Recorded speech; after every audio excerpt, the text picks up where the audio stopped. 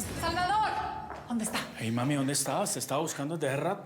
¿Qué haces con ese fierro en la mano, No encuentro a Salvador por ninguna parte. Seguro el Teca lo secuestró. Ese desgraciado nos amenazó, Manuel. Envió el video porque ya tenía preparado el secuestro de mi hijo. Su venganza empezó. Prepara una camioneta porque si el Teca tiene a mi hijo, hoy mismo terminó el trabajo que me quedó corto. Esta vez no me voy a sentar a esperar que él controle mi vida, ¿entiendes? Esa Sara ya se murió. Si se llevó a mi hijo, te juro que no voy a dejar piedra sobre piedra. Ey, espérate, mamacita, espérate.